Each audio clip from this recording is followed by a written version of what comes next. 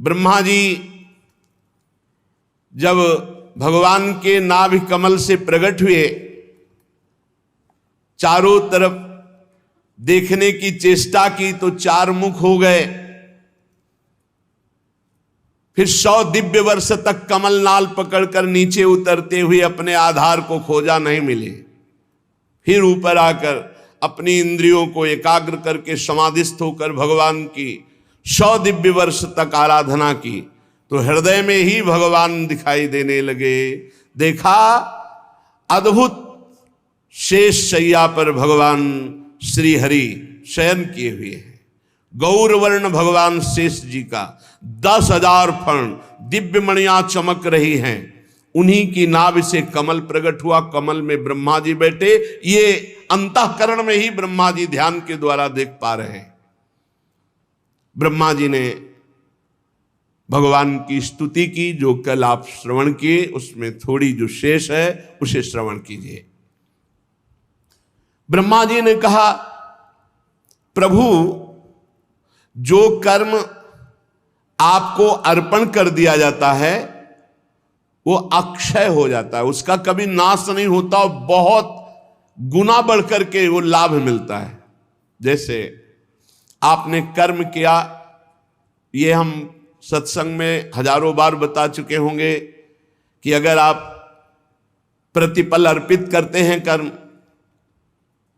बहुत बढ़िया। अगर आप भूल जाते हैं तो 1-1 घंटे में अर्पण कर दीजिए। यदि इसमें भी भूल हो जाती है तो सुबह से लेकर शाम तक का कर दीजिए।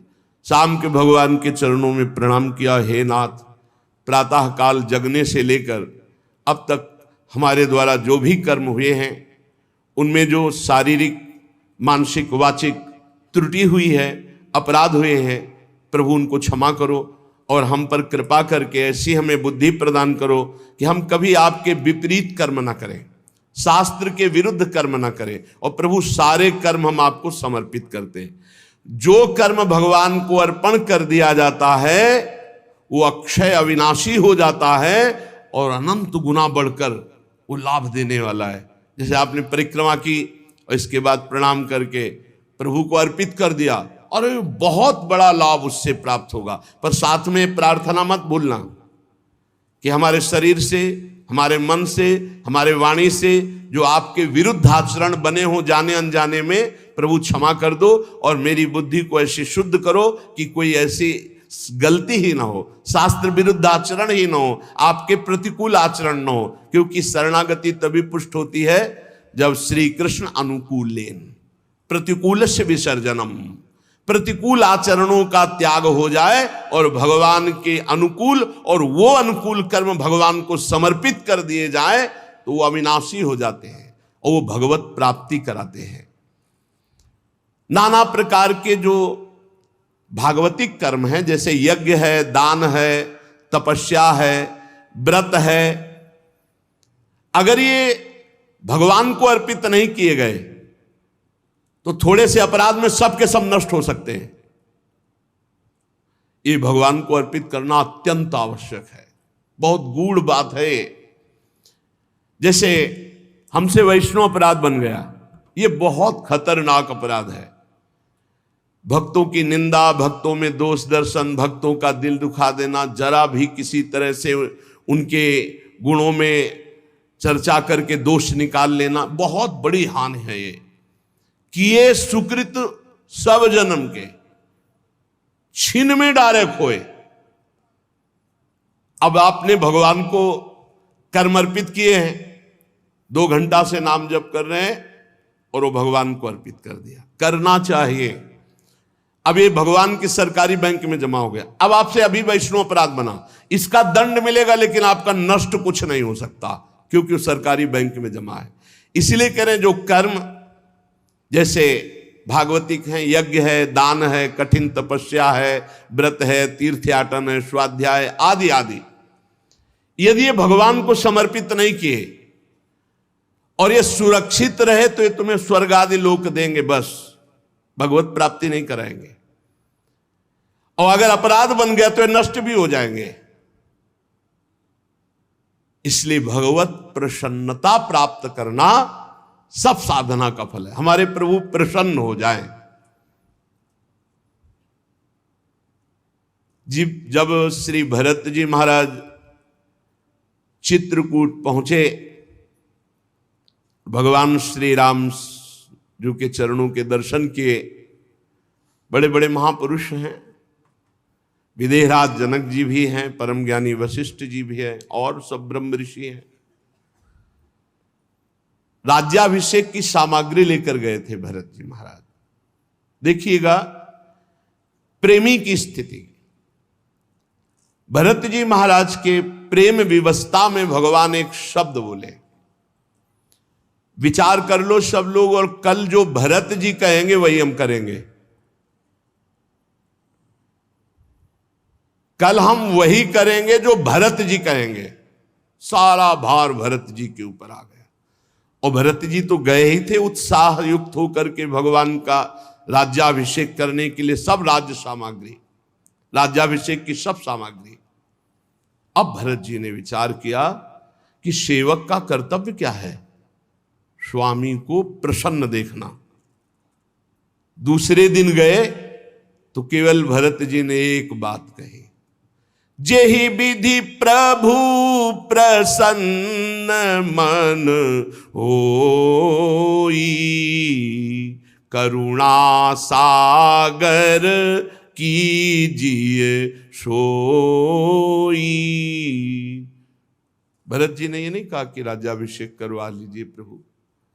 आखिरी फाइनल भरत जी के ऊपर था, तो भरत जी ने कहा जिस विधान से हे प्रभु आपका मन प्रसन्न हो वही कीजिए। तो प्रभु ने कहा हमारी तो इच्छा है पिताश्री की आज्ञा का पालन। तो कहा बस जीने का सहारा दे दीजिए। तो पादुका लाए थे, भरत जी ही लाए थे, प्रभु के चरणों में अर्पित की। प्रभु ने प्रसादी की, पादुका रखकर सारा तीर्थों का जल भरत कूप में विराजमान किया जो अभिषेक के लिए लाए थे। 14 वर्ष तक सिंहासन पर पादुका रखकर और अयोध्या का शासन रक्षा की भरत जी महाराज। भरत जी अगर कह देते तो भगवान वापस आ जाते, लेकिन भरत जी ने कहा प्रभु का प्रसन्न रहना ये सेवक का परम धर्म है। अगर सेवक की किसी बात से स्वामी संकोच को प्राप्त हो जाए तो उसकी सेवकाई किस बात की। तो समस्त साधनाओं का ब्रह्मा जी कह रहे हैं एक ही फल है कि आप प्रसन्न हो जाए, सारे कर्म प्रभु को समर्पित कर दे। और जब आप प्रसन्न हो जाते हैं तो कौन सा फल बाकी रह जाता है? प्रभु आप सर्वदा जीवों के हृदय में बैठकर ज्ञान देते रहते हैं। ध्यान दीजिए, आप जब कोई गलत काम करना चाहेंगे तब आपको एक अंदर से आवाज आएगी, ये गलत है मत करो, फंस जाओगे। सबके हृदय में देखो, ब्रह्मा जी कह रहे हैं हे प्रभु आप सबके हृदय में ज्ञान प्रदान करते हैं, गलत मार्ग में जा रहे हो मत करो। लेकिन कोई नहीं सुनता प्रभु की बात और फंस जाता है, दुर्गति को जाता है। सब देख लो अपने हृदय में, सबके हृदय में हमारे भगवान जगत गुरु श्री कृष्ण चंद्र वो भगवान की आवाज होती है जो अंदर से कहती है गलत है मत करो। वो समझा रहे हैं, आप ये नहीं कह सकते कि हमको समझाया नहीं गया। अंदर से भगवान सबको समझा रहे हैं, गलत मत करो फंस जाओगे, दुर्गति हो जाएगी। लेकिन ये मन नहीं मानता, दुष्ट मन भगवान की आज्ञा का उल्लंघन करके पापाचरण कर ही देता है।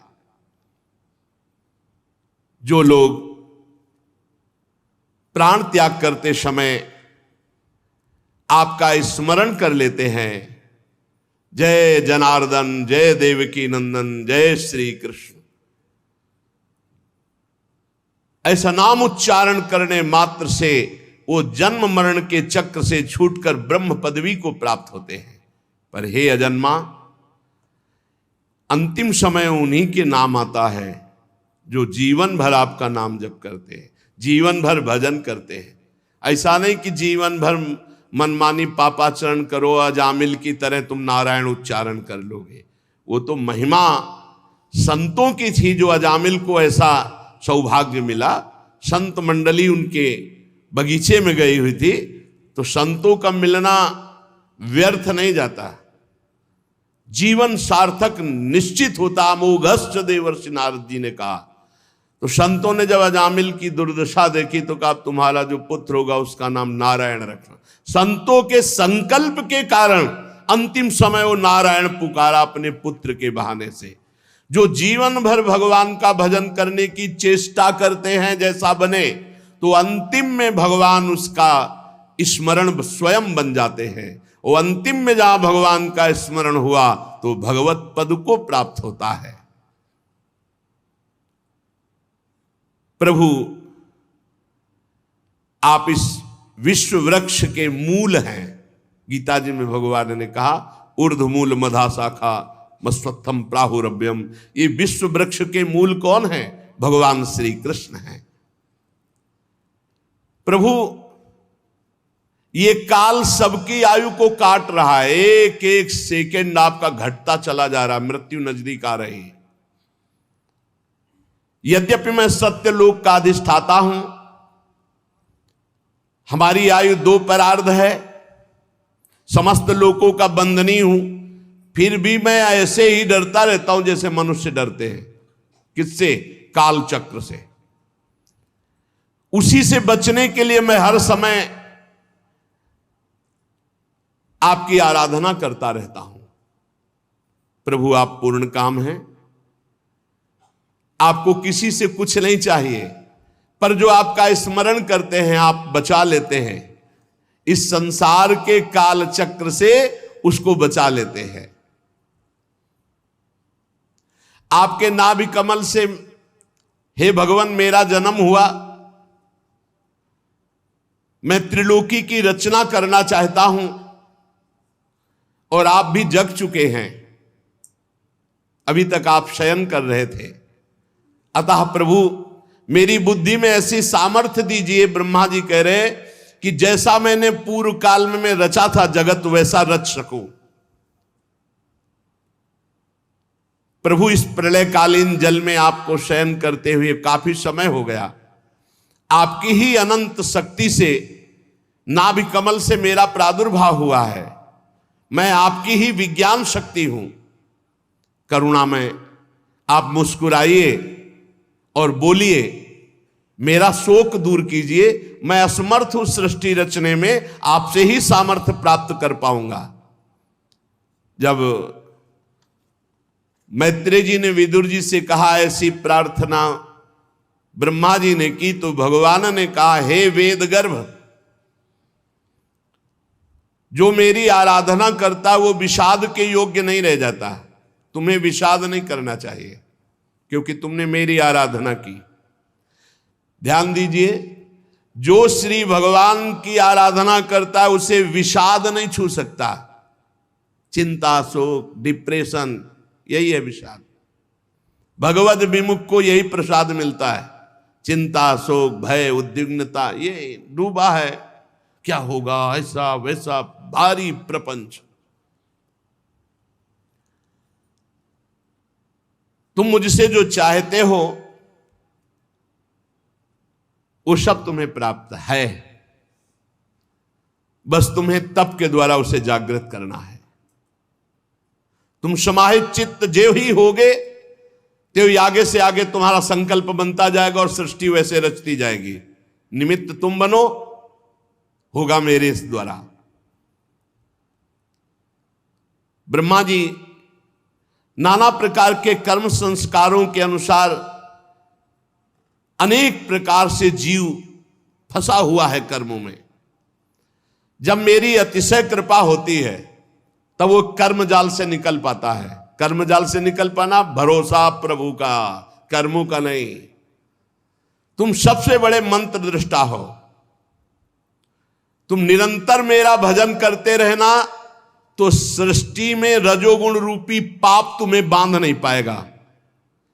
इस जगत में रहते हुए, जगत के कार्य करते हुए भी जगत तुम्हें फांस नहीं पाएगा यदि नाम जप करते रहे। और भजन छूटा तो कह हनुमंत विपत्ति प्रभु सोई, जब तो सुमिरन भजन न होई। बात पकड़ लो।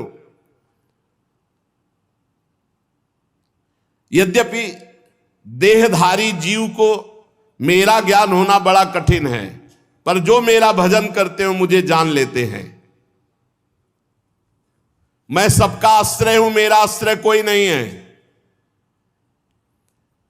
जो मेरी कथाओं को सुनते हैं, वैभवयुक्त कथाएं, महत्वशाली कथाएं, उनके हृदय में मेरा महत्तम जाग जाता है।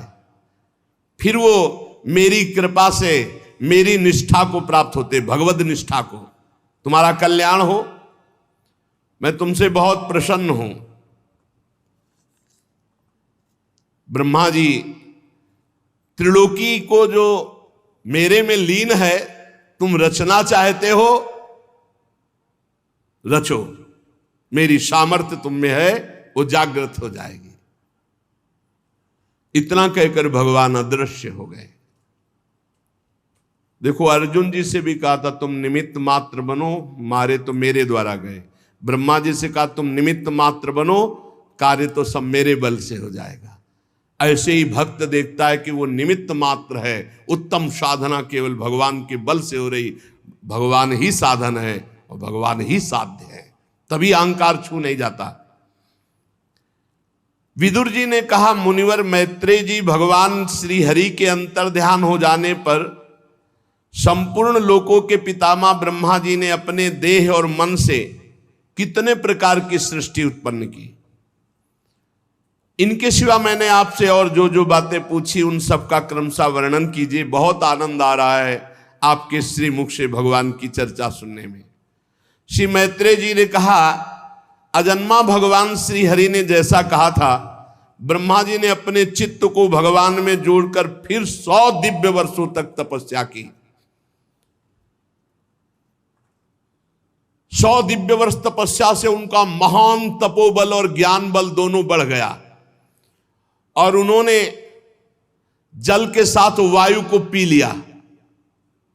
जो जल में कमल में ब्रह्मा जी तो तपोबल से बढ़े हुए ज्ञान विज्ञान बल से संपूर्ण जल और वायु को पी लिया और फिर संकल्प किया। जे ही संकल्प किया तो 3 भाग में कमल बट गया, भूरलोक, भुवरलोक, स्वर्गलोक। जीवों के भोग स्थान के रूप में इन्हीं तीनों लोकों का शास्त्र में वर्णन, यही त्रिलोकी। वो कमल त्रिलोकी के रूप में बट गया जब जल और वायु को पी लिया। फिर महान महरलोक, तपलोक, जनलोक, इन 3 लोकों की रचना हुई। उसके ऊपर ब्रह्मलोक, जहां ब्रह्मा जी विराजमान। विदुर जी, ये सब अद्भुत बात भगवान की शक्ति से संपन्न हुई। खेल खेल में अब ब्रह्मा जी सृष्टि रचने लगे, कोई उनको बल नहीं पड़ रहा, भगवान की कृपा से। जैसा भगवान में स्थित था जगत, वैसा ही वो प्रकट करने लगे। प्राकृत वैकृत भेद से 10 प्रकार की सृष्टि प्रकट की ब्रह्मा जी ने।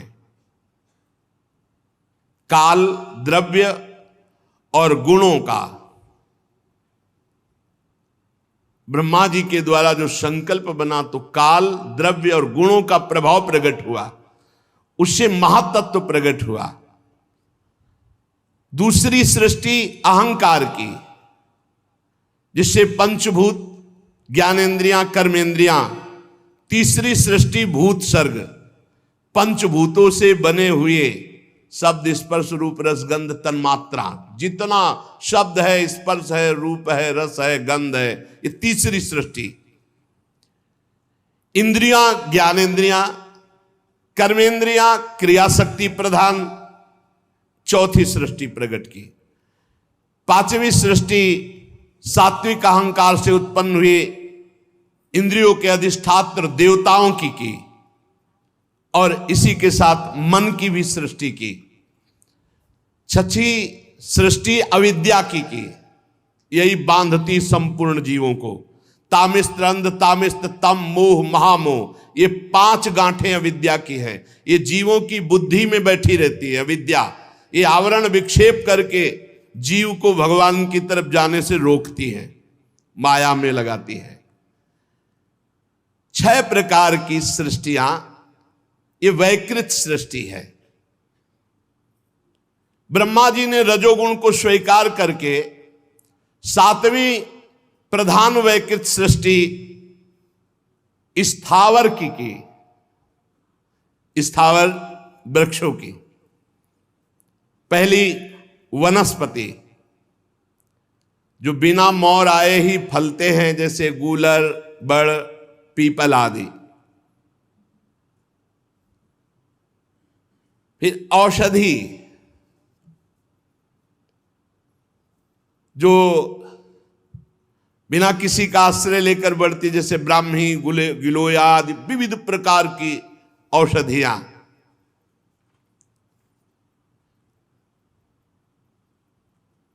वनस्पति में धान, गेहूं, जौ, चना, विविध प्रकार के अन्न भी आते हैं। जिनकी छाल बहुत कठोर होती है, त्वक्सार, बीरुद जो लता भूमि में फैलती, खरबूजा, तरबूजा आदि, ये ऊपर नहीं चढ़ सकती।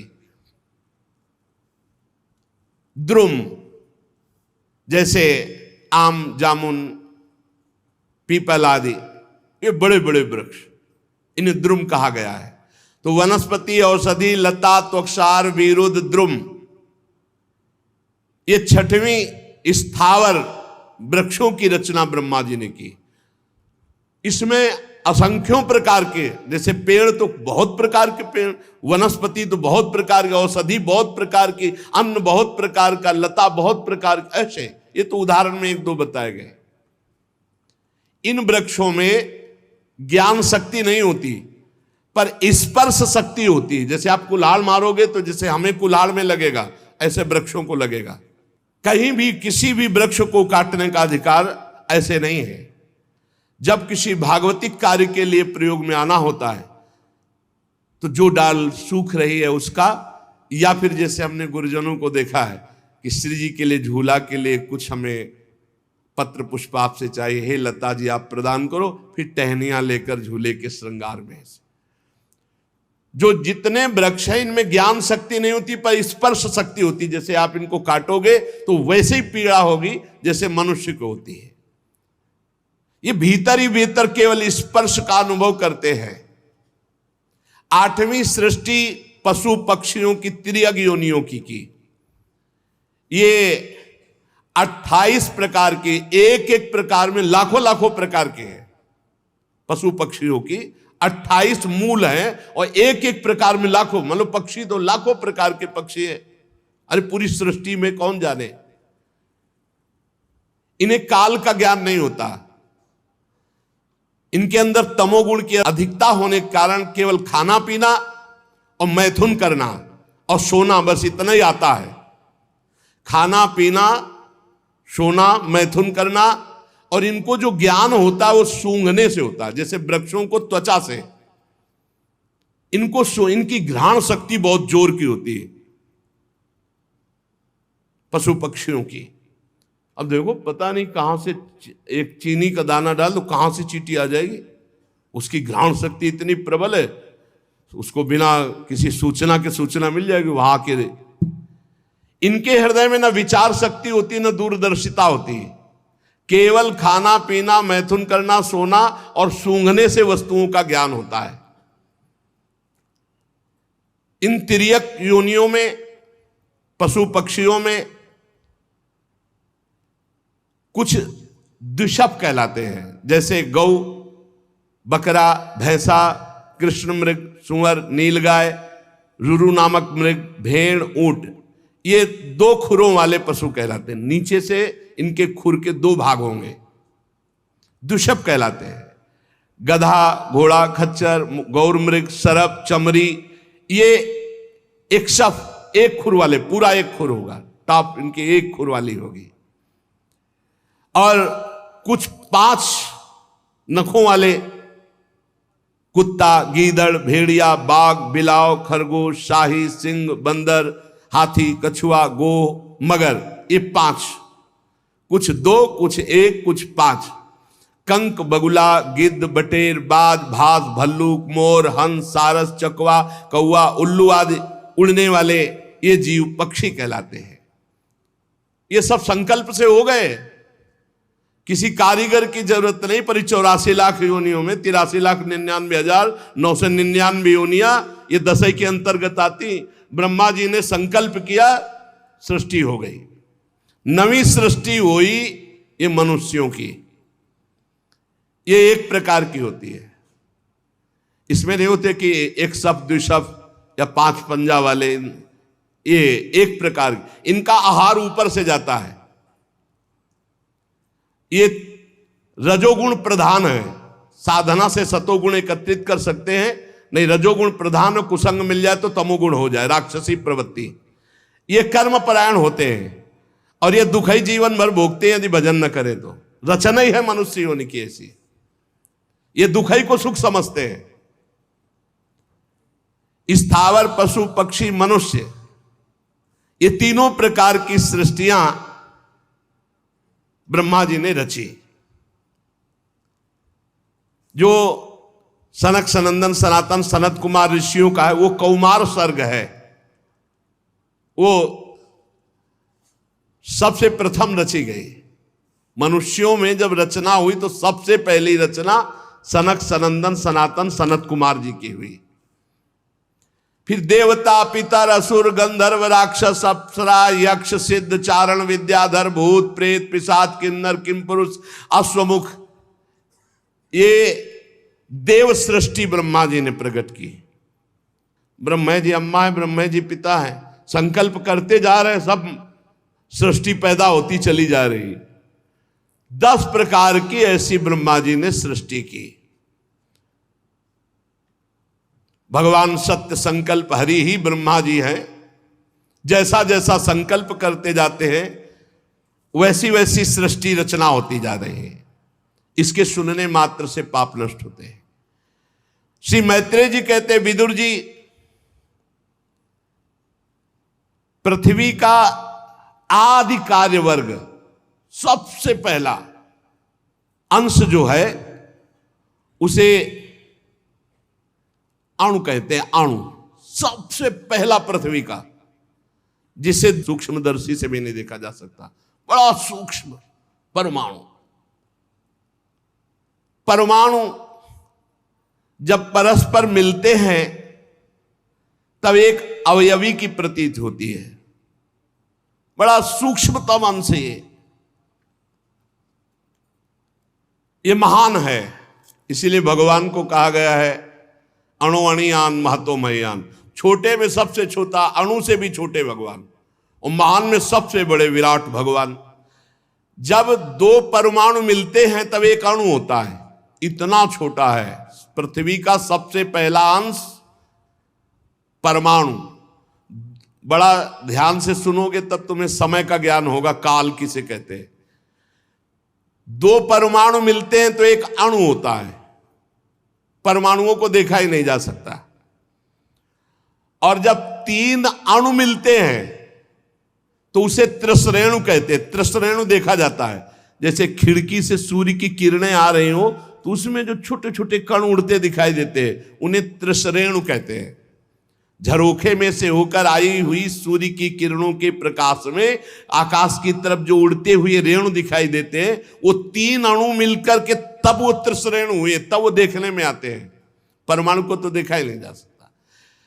ऐसे 3 त्रिश्रेणुओं को पार करने में जो सूर्य को समय लगता है उसे त्रुटि कहते हैं। और 100 गुना त्रुटि का वेद होने पर फिर उसे वेद कहा जाता है।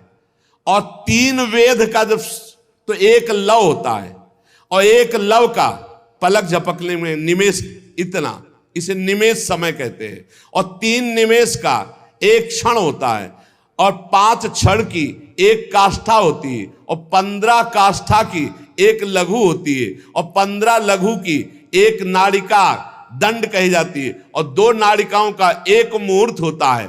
और दिन के घटने बढ़ने के अनुसार दिन एवं रात्रि की दोनों संधियों के 2 मुहूर्तों को छोड़कर 6 या 7 नाड़िका का एक प्रहर होता है, उसे याम कहलाया जाता है, जो मनुष्य का दिन या रात का चौथा भाग कहा जाता है। 6 पल तांबे का एक ऐसा बर्तन बनाया जाए जिसमें 1 प्रस्थ जल आ सके, और 4 मासे सोने की 4 अंगुल लंबी सलाई बनवाकर उसके बर्तन में छेद करके छोड़ दिया जाए, और जितने में 1 अंजुल जल गिरेगा जितने समय में, उसे नाड़िका कहते हैं। 4-4 पहर के मनुष्य के दिन और रात होते, इसलिए 8 पहर कहते हैं। और 15 दिन रात का एक पक्ष होता है जिसे शुक्ल पक्ष और कृष्ण पक्ष कहते हैं, और 2 पक्षों को मिलाकर एक महीना कहते हैं, जो पितरों का एक दिन रात है। अपना 15 दिन कृष्ण पक्ष और 15 दिन शुक्ल पक्ष, पितरों का एक रात और एक दिन हो गया। 2 मास का एक ऋतु होता है, 6 मास का एक अयन होता है, उत्तरायण दक्षिणायन। ये दोनों अयन मिलकर देवताओं के एक दिन रात होते हैं। शुक्ल पक्ष और कृष्ण पक्ष, पितरों का कृष्ण पक्ष 15 दिन रात और शुक्ल पक्ष 15 दिन एक दिन। हमारे 15 दिन, उनके एक दिन रात। कृष्ण पक्ष शुक्ल पक्ष जो 1 महीना हुआ दिन रात हो गया, और हमारे 6 महीना और देवताओं के एक दिन रात। दक्षिणायन रात्रि और उत्तरायण दिन, ये दोनों अयन मिलकर देवताओं के एक दिन रात होते हैं। मनुष्य लोक में 1 वर्ष व्यतीत हो जाता है, 12 महीना व्यतीत हो जाते हैं, तो उनका एक दिन रात। ऐसे 100 वर्ष की मनुष्य की आयु बताई गई है, पूरी आयु 100 वर्ष। चंद्रमा आदि ग्रह, अश्वनी आदि नक्षत्र, समस्त तारामंडल के अधिष्ठात काल स्वरूप भगवान सूर्य परमाणु से लेकर संवत्सर पर्यंत काल में 12 राशि रूप संपूर्ण भुवन कोश की निरंतर परिक्रमा करते हैं। सूर्य, बृहस्पति, सवन, चंद्रमा और नक्षत्र संबंधी महीनों के भेद से वर्ष ही संवत्सर, परिवत्सर, इडावत्सर, अनुवत्सर और वत्सर कहा जाता है। विदुर जी 5 प्रकार के वर्षों की प्रवृत्ति करने वाले भगवान सूर्य की सबको आराधना करनी चाहिए। जो सूर्य भगवान की आराधना नहीं करते, उनका तेज, आयु, श्री कांति सब नष्ट हो जाता है। ये जो सुबह सोते रहते हैं ना 9 बजे तक, कैसा जीवन। अरे भुवन भास्कर भगवान आ रहे हैं, कम से कम उठ जाओ सैया से, इतना ही आदर करो, इतना ही आदर कर लो। उत्तम बात तो है कि नहा धो करके अर्घ दो, थोड़ी देर नाम जप करो। मनुष्य जीवन मिला क्या, मरना है। यहाँ आनंद के लिए आए हो, आनंद श्री जी के नाम रूप लीला धाम में, सोने में नहीं। सूर्य उदय सैया पर हो जाना बड़ा मंगलकारी है। इसलिए जिन जिन के कानों में शब्द पड़ रहे हो, अगर आप रात्रि जागरण करने की सेवा करते हैं, ड्यूटी देते हैं, तो आप सूर्य उदय के समय उठ जाइए और उनको प्रणाम करके फिर सो जाइए। पर सूर्य उदय होते समय आपका उठना अनिवार्य है। अगर ऐसा नहीं तो आपकी श्री, कीर्ति, शांति, मंगल, सुख सब नष्ट हो जाएंगे। देख लेना, आप देख लेना। ये जो तुम सोते हो ना, सूर्य उदय होता है ना, तुम्हारी बुद्धि को भ्रष्ट करता है। पक्का समझ लीजिए, पक्का। ये महापुरुषों के द्वारा स्थापित किया हुआ मार्ग। सूर्य उदय होते ही आप स्नान करके उनको अर्घ दीजिए, और जब नाम जप मंत्र जप करोगे तो बुद्धि को सत्य की तरफ ले जाते हैं। गायत्री का जो आखिरी अर्थ है उसका यही कि मेरी बुद्धिमहि, मेरी बुद्धि को सत्य की तरफ प्रेरित कीजिए, सत्य की तरफ प्रेरित कीजिए। पक्का बुद्धि भ्रष्ट हो जाती है जो सूर्य भगवान को अर्घ नहीं देता। सूर्य भगवान को अर्घ देना, सूर्य भगवान को प्रणाम करना, नमस्कार करना, ये बुद्धि को सत्य की तरफ ले जाता है। कैसे कैसे कार्य हो रहे समाज में, कैसी कैसी घृणास्पद बातें हो रही, पूछो मत, पूछो मत। आप सब जानते हैं तो आप क्या नहीं सोच रहे कि ये बुद्धि भ्रष्ट क्यों इतनी हो रही है। ये बुद्धि भ्रष्ट, श्री, कीर्ति, वैभव सब नष्ट हो जाएगा। इसलिए मान लो हमारी प्रार्थना, आप रात की ड्यूटी करते हो तो घर वालों को बता दो कि सूर्योदय होने के पहले मैं जगा देना, जग जाओ। 5 मिनट हाथ जोड़कर नाम जप करो, प्रणाम करो, भगवान हमको ऐसी ड्यूटी लगाए हो कि अब हम भजन नहीं कर सकते, अब हम सोएंगे। फिर सो जाओ, बच जाओगे। नहीं ऐसे ऐसे अपराध बनेंगे कि बुद्धि काम ही नहीं करेगी। ये जो पुरुष सूर्य भगवान का अपमान करते हैं, उनकी आयु का नाश करते हुए आकाश में विचरण करते हैं। सूर्य की तरफ थूकना, लघु शंका करना, यह सब पशुवत आचरण। अब ज्ञान ही नहीं रह गया, ना शास्त्र सुनना है और ना शास्त्र पढ़ना है। अब तो जो कुछ है वो मोबाइल है। अरे धर्म से चलो, भगवान का नाम जप करो, नमक रोटी खाओ, चैन से जियो। जीना नहीं आ रहा है, जीना नहीं आ रहा। बेविचार प्रवृत्ति बढ़ती चली जा रही, धन लोलुपता बढ़ती चली जा रही, हिंसा बढ़ती चली जा रही। क्यों? वासना में इतना भूत चढ़ गया है, कुछ ज्ञान नहीं। सुबह उठकर धरती माता को प्रणाम करना, बड़े बुजुर्गों के चरणों में माथा रखना, भगवान का नाम जप करते हुए अपने दिनचर्या में लगना, सूर्य आदि की उपासना करना, भगवान के जो पावन ग्रंथ गीता भागवत के 2-4 श्लोक गायन कर लेना, भोग लगा के पान, पवित्र भोजन, पवित्र विचार, पवित्र दिनचर्या। गरीबी जरूर लेकिन धर्म युक्त, बहुत होश में, बुद्धि शुद्ध, भोजन सात्विक, आचरण पवित्र, आपको आनंद की आप ईश्वर अंश जीव अविनाशी, चेतन अमल, सहज सुख राशि। सहज सुख राशि कहां पहुंच गया? दुख राशि में घूम रहा है। अरे अब तो दिनचर्या नहीं है। क्या इसमें आयु बढ़ेगी? ज्यादा सोने वाला तेज विहीन हो जाता है, स्फूर्ति विहीन, उत्साह विहीन, बहुत हानि ही हानि है। आप अगर सो रहे तो आपकी बुद्धि पतित हो जाएगी, आपकी बुद्धि भ्रष्ट हो जाएगी। बुद्धि को शुद्ध रखना है तो नींद कम दो। 3 चीजों का अभ्यास कर लो तो बहुत बढ़िया हो जाएगा। कम खाना, कम बोलना, कम सोना। बचो, कम बोलो, कम खाओ और कम सो। फिर देखो आपका जीवन कैसा उत्तम। और 3 ही जगह फंस जाते हैं। जहां अधिक बोलना तो अपराध वाणी का बन गया, अधिक भोजन तो प्रमाद बन गया, और अधिक सोना तो पूछो मत, ये तो जीवन ही बर्बाद करना है। ये भाई तुम्हें सच्ची कहते हैं, शरीर को आप जैसे ढाल लो वैसे ढल जाएगा। 3 घंटे सोने में या 4 घंटे सोने में काम चला लो तो कितना बढ़िया। 20 घंटे आपके पास बचते हैं। 20 घंटे सो के 4 घंटे में निपटाते हैं कार्य, सोच स्नान। और अगर भगवान ऐसे ऐसे जीवन को नष्ट करने वाले जीव हैं तो हमें लगता है मानव जीवन की कृतार्थता का क्या स्वरूप रहा। जो लोग भगवान सूर्य को अर्घ नहीं देते, नमस्कार नहीं करते, आदर नहीं करते, स्वाभाविक है उनकी आयु नष्ट हो जाती। जैसे वर्णन किया गया है कि अपने बड़े बुजुर्ग गुरुजन आ रहे हैं और आप उठकर नहीं खड़े हुए तो आपकी प्राण शक्ति कमजोर हो जाएगी। ये उनके सम्मान के लिए खड़े होना नहीं, अपनी सुरक्षा के लिए खड़े होना है। अपने गुरु, अपने माता पिता बड़े, तो उठ के खड़े हो जाओ, नहीं प्राण शक्ति आपकी कमजोर हो जाएगी।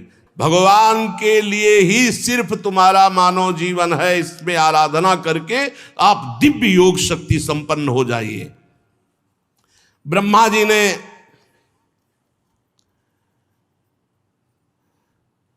ये समय का रचना किया। विदुर जी कहते सतयुग, त्रेता, द्वापर और कलयुग। ये सुना है तो प्रभु इनका समय क्या है, इनका संध्यांश क्या है? तो मैत्रेय जी ने कहा ये 4 युग अपनी संध्या और संध्यांशों के सहित देवताओं के 12,000 वर्ष तक रहते हैं, ऐसा बताया गया है। सतयुग में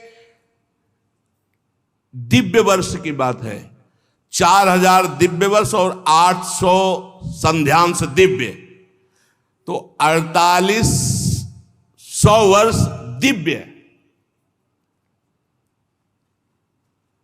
मानवीय गणना में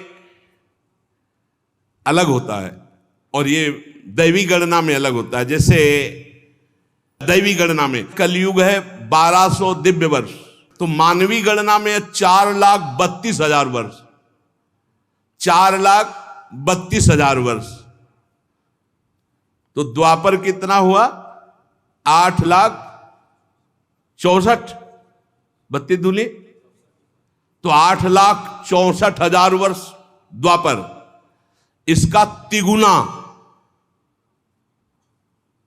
त्रेता और इसका चौगुना सतयुग, ऐसा वर्णन है। ये 4 युग है। सतयुग के मनुष्यों में धर्म 4 चरण से रहता है, और फिर त्रेता युग में 1 चरण क्षीण होता है, फिर द्वापर में 2 चरण क्षीण होते हैं, कलयुग में 3 चरण क्षीण हो जाते, 1 चरण से चलता है धीरे धीरे। और जब ये चतुर्युगी 1000 बार चतुर्युगी बीत, तो ब्रह्मा जी की रात्रि आ जाती है। सबको समेट करके, नाश करके ब्रह्मा जी अपने दुकान समेट करके भगवान नारायण में लीन और शयन करते हैं। फिर 1000 चतुर्युगी के बाद फिर रचते हैं। ऐसे चलता है दिन रात, रात में सो गए, दिन में रच दिया। फिर जो पूरी ब्रह्मा जी की आयु होगी उसे महाप्रलय कहते हैं। कुछ नहीं, सब समाप्त। ब्रह्मा जी का जब तक दिन चलता है तब तक सृष्टि चलती है, जहां रात आती है तो सब समेट लेते हैं। ब्रह्मा जी के एक दिन में 14 मनु बदलते हैं, एक दिन में 14 मनु। अरे बड़ा विचित्र खेल है।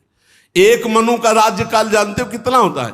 71 चतुर्युगी, 71 बार चतुर्युग, चारों युग व्यतीत हो जाएंगे तब एक मनु। और 14 मनु ब्रह्मा जी के एक दिन में बदलते हैं। प्रत्येक मनवंतर में सप्तऋषि, देवता और इंद्र और गंधर्वराज ये सब बदल जाते हैं। ब्रह्मा जी के एक दिन में 14 मनु, 14 इंद्र, ये सब बदल जाते। 14 इंद्र बनते हैं एक दिन में ब्रह्मा जी के। ये इसीलिए कि हमारा जीवन कितना है, एक मनवंतर में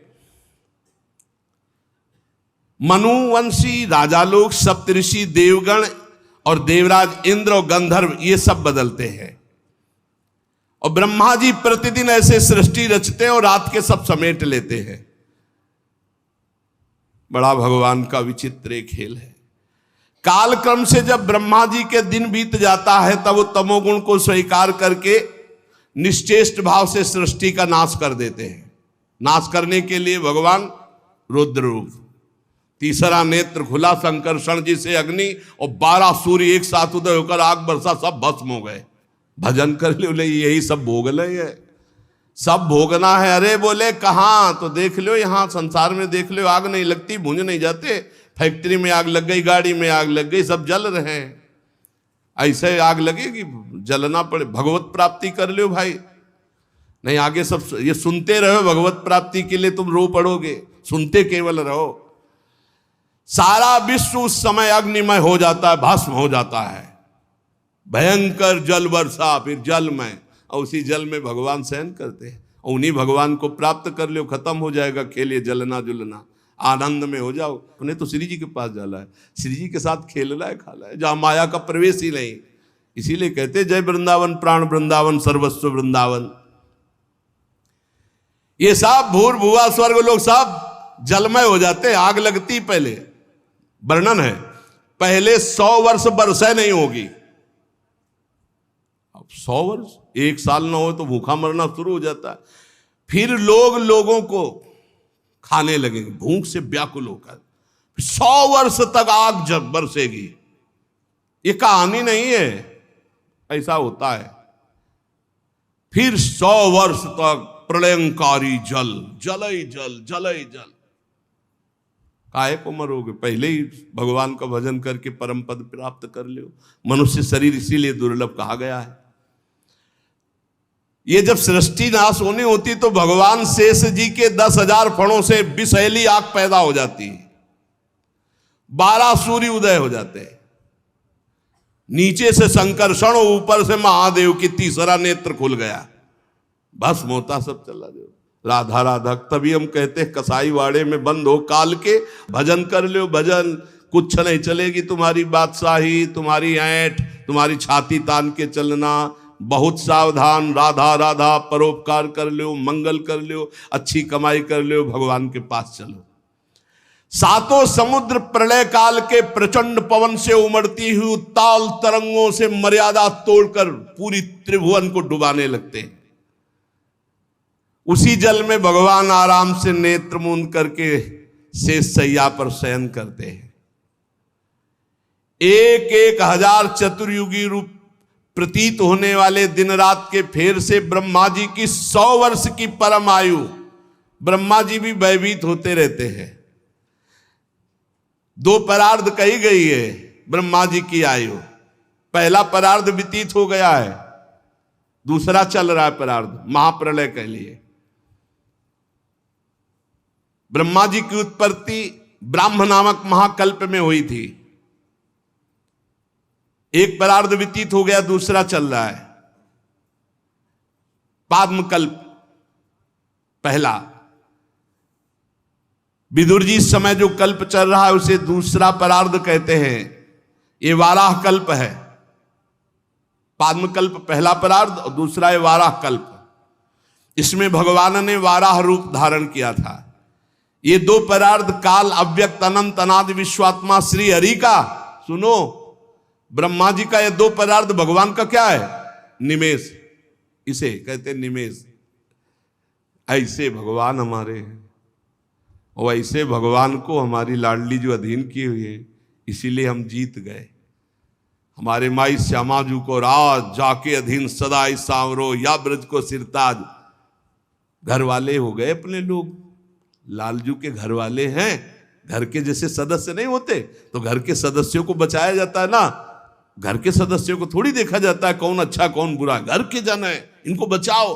तो हम सब प्रियालाल के घर के सदस्य हैं, शरणागत जल है। ये काल की दाल हमारे ऊपर नहीं गलेगी, विश्वास करो। अरे वो संबंध मात्र से कल्याण करते हैं। ये मेरा है, एक बार हृदय से स्वीकार कर लिया, उसी से उन्नति शुरू हो जाती है। बहुत कृपालु हैं, क्योंकि जानते हैं दुर्जय माया ये जीत नहीं पाएगा। केवल हे हरि मैं आपका हूं, इतने मात्र से वो पार कर देंगे।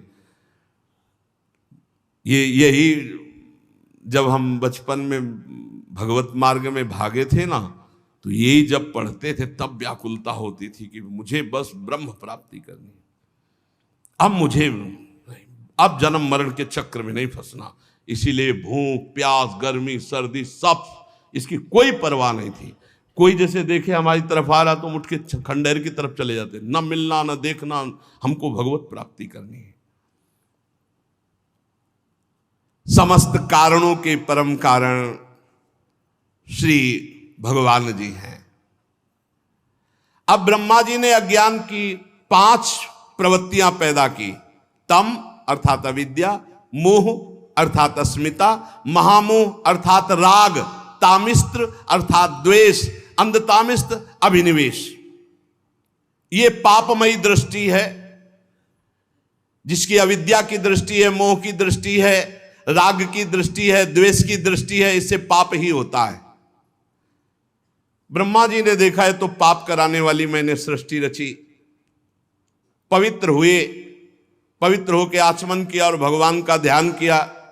दोबारा संकल्प किया तो सनक, सनंदन, सनातन, सनत कुमार, ये 4 निवृत्ति प्राण ऊर्ध्व रेता मुनि प्रकट हुए। इनसे कहा सृष्टि रचो, बोले हमारे बस की बात नहीं, हम तो हरि शरणम हरि शरणम हरि शरण। निकल पड़े दिगंबर महापुरुष।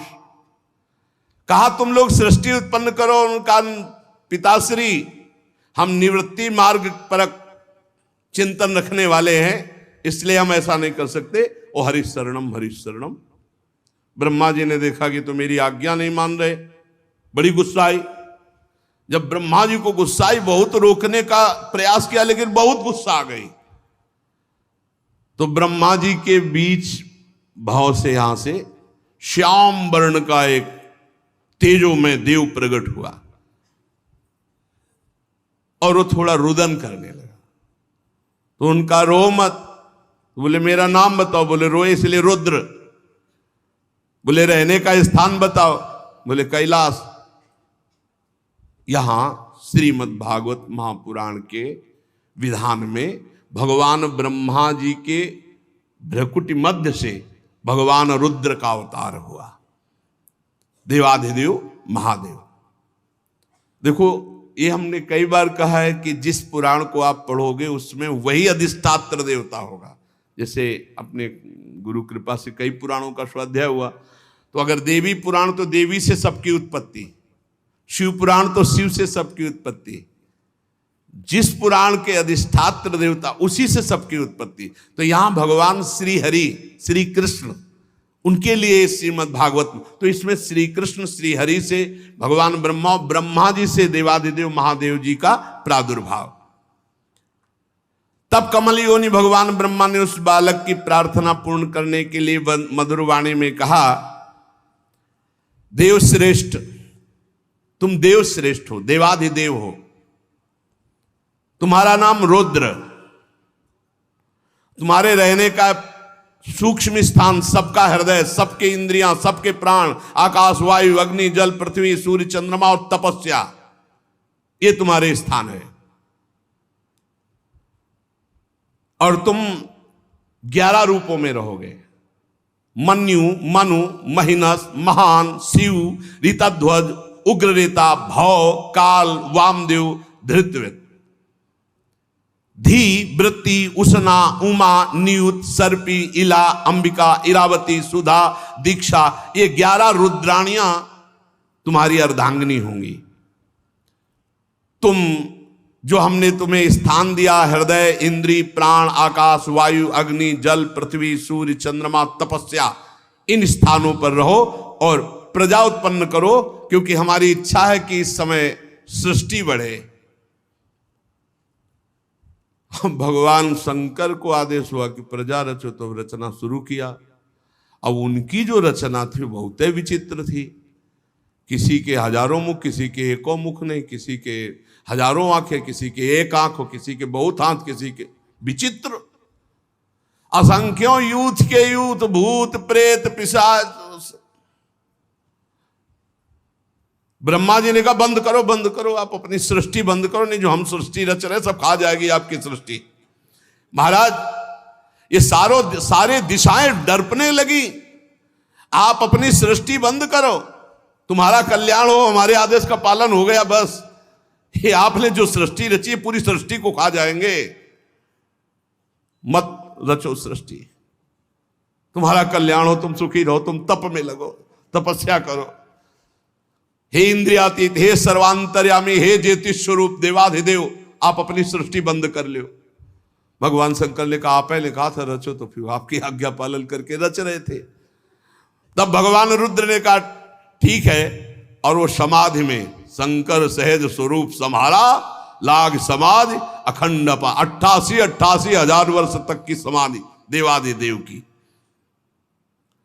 ब्रह्मा जी फिर उदास हो गए, अब हमारी सृष्टि कैसे बढ़े।